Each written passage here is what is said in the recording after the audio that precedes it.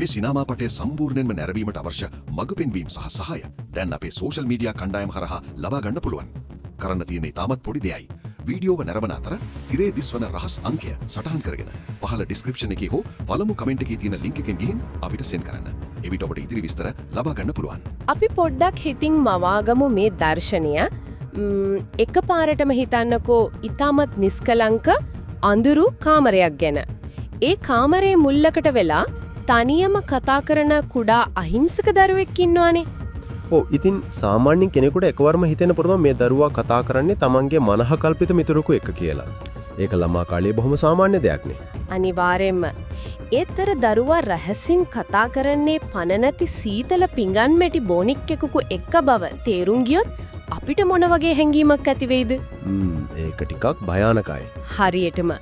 ඊටත් වඩා මේ පණ නැති සෙල්ලම් බඩුව නිකම්ම බොනික්කෙකු නෙවෙයි. මුළු පවුලක්ම මිනිමරුවන් බවට පත් කරන්න උත්සාහ කරන අතිශය බිහිසුණු අద్භූත බලවේගයක් කියලා දැනගත්තොත් ඇත්තටම ඒ දර්ශනීය ඇතුළේ තියෙන භීතිය ඇති වෙන්නෙම අපි අපේක්ෂා කරන දේ සම්පූර්ණයෙන්ම කනපිට හැරෙන නිසායි. ඒ කියන්නේ දැන් සාමාන්‍යයෙන් ළමා කාලය සහ සෙල්ලම් බඩු කියන්නේ අහිංසකත්වය ඒ වගේම ආරක්ෂාවේ සංකේතනේ. ඔව් ඒක ඇත්ත. නමුත් ඒ අහිංසකත්වෙම යම්කිසි අඳුරු බලවේගයක් විසින් තමන්ගේ ආයුධය කරගන්නා විට අන්න එතනදී ඒක මනුෂ්‍ය මනසට දරා ගන්න අමාරු කම්පනයක් ගෙනෙනවා. ඒ අපේ මනසේ තියෙන අර ආරක්ෂාව පිළිබඳ සංකල්පය සම්පූර්ණයෙන්ම කඩා බිඳ දමනවා. ඉතින් අපගේ අද මේ ගැඹුරු විග්‍රහය වෙන්නේ අන්න ඒ වගේ අතිශය බිහිසුණු ඒ වගේම කුතුහලය දනවන කතාන්තරයක් විමර්ශනය කරන්නයි. ලෝපුරා අතිශය ජනප්‍රිය වුණු The Boy 2 කියන සිනමා පටයේ අන්තර්ගතයන් මත පදනම් වෙමින් තමයි අපි අද මේ ගවේෂණය සිදු කරන්නේ. ඒක ඊටමත් රසවත් මාතෘකාවක් වේවියද? අනිවාර්යෙන්ම. හැබැයි මේක නිකම්ම කතාවක් කියවනවට වඩා එහාට ගිය අරමුණක් තියෙනවා අපිට අද.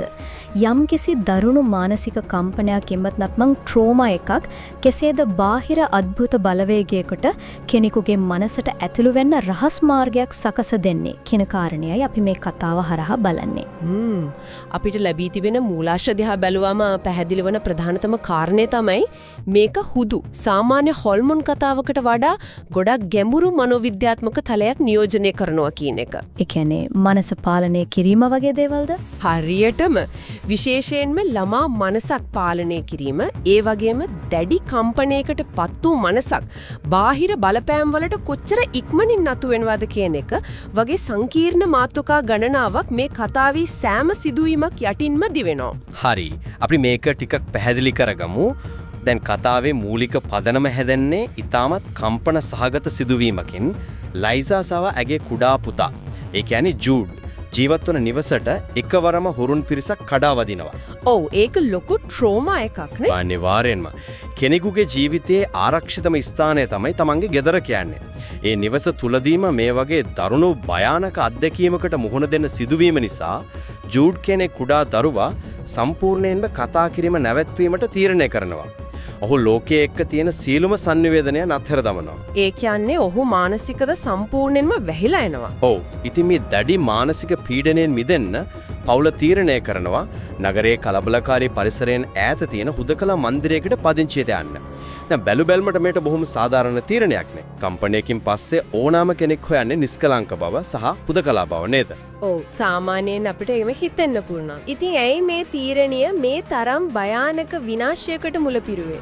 මෙතන තියෙන පුදුම සාගත කාරණේ තමයි මතු පිටින් බලනකොට හුදකලා බව සහ නිස්කලංක බව කියන්නේ සුවයගෙන දෙන දේවල් උනාට මනෝවිද්‍යාත්මකව බැලුවොත් ශාරීරිකව පරිසරය වෙනස් කළාට අර මානසික තුවාලේ එලෙසම තියෙනවා. ඒ කියන්නේ තුවාලේ තියෙද්දි ප්ලාස්ටර් එකක් විතරක් ඇලෙව්වා වගේ. හරියටම.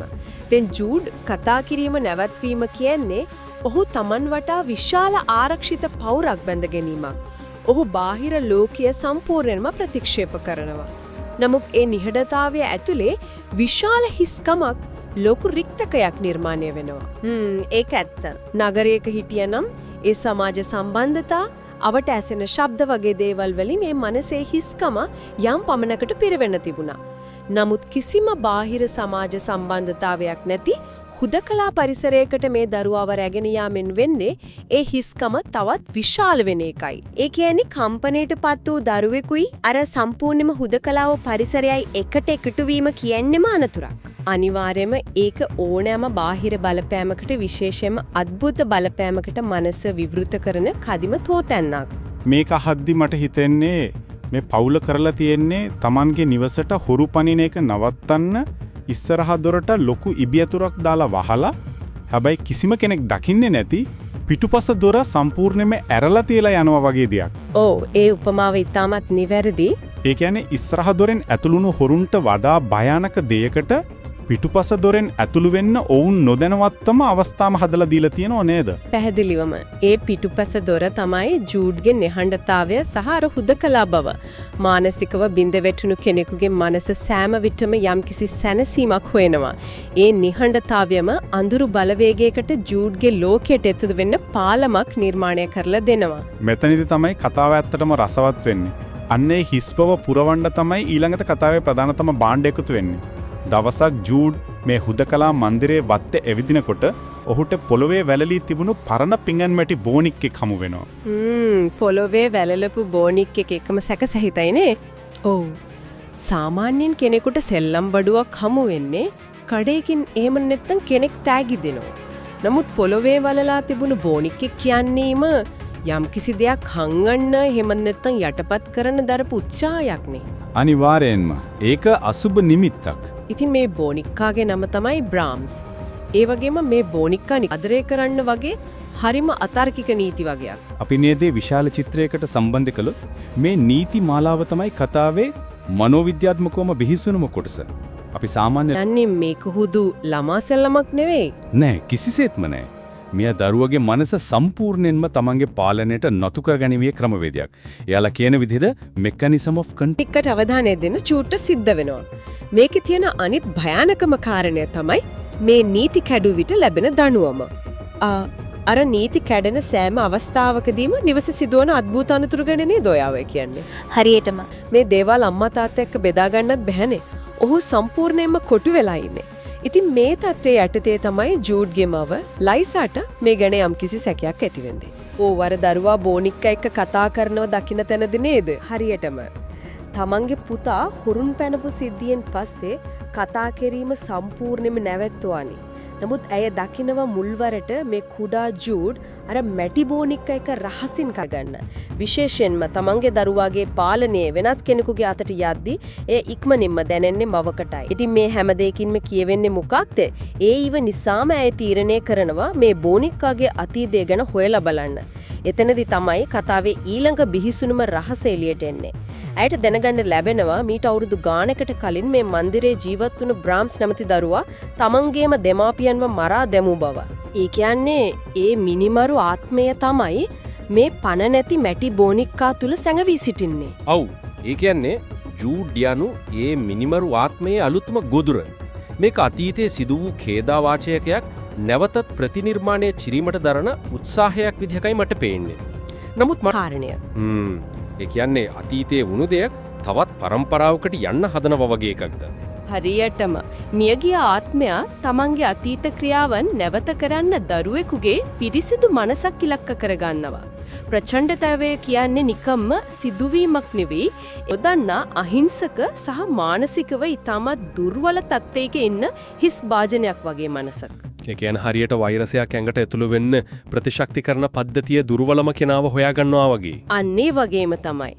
ජූඩ්ගේ මනසේ තියෙන හිස්කම තමයි බ්‍රාම්ස්ට තියෙන විශාලතම ඛේදවාචකය නේද? ඕ අහිංසක දරුවෙක්ව පාලමක් කරගැනීම කියන්නේ එක ඇත්තටම බිහිසුණුයි. දැන් මේ ලබා දී තිබෙන තොරතුරු වලට අනුව මේ පාලනය කිරීම එන්නෙන්නම දරුණ වෙලා අවසානයේදී උපරිම මට්ටමකට ළඟා වෙනවා. බ්‍රාම්ස්ගේ ආත්මයේ ජූඩ්ගේ මනස සම්පූර්ණයෙන්ම පාලනය කරමින් ඔහුවත් මිනිමිරුවෙකු කරන්න දරන බිහිසුණු උත්සාහය අපිට පේනවා. ඒක තමයි කතාවේ උච්චතම අවස්ථාව. ඔව්.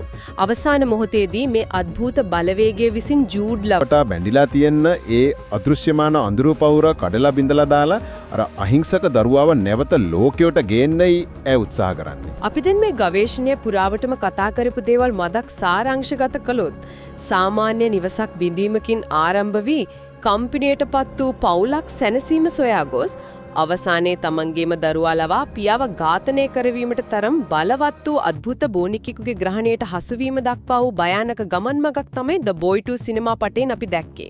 ඔව්. වෙමින් අලුත් සිතුවිල්ලක් අපගේ මනසට ඉතිරි කරගනිමු. අපි හිතමු යම්කිසි විදිහකින් අවසානයේදී අර පණ නැති මැටි බෝනික්කාව සම්පූර්ණයෙන්ම විනාශ කළා කියලා. එහෙම වුණත් ප්‍රශ්නේ ඉවරද කියන එකයි ගැටලුව. හරි. ඉතිරි වුණු තුවාල සදාටම පවතිවිදේන ප්‍රශ්නය අපිට ඉතිරි වෙනවා. අදට අපගේ ගවේෂණය මෙතනින් නිමා කරනවා. යලිත් දවසක තවත් මෙවැනිම විග්‍රහයකින් හමු වෙමු.